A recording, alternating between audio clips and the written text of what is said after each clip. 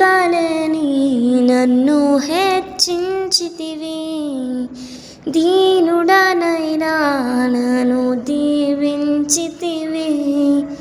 నీ చేతి నీడలో నన్ను ఉంచితివి, నీ రక్షణలో నన్ను కాపాడితివి.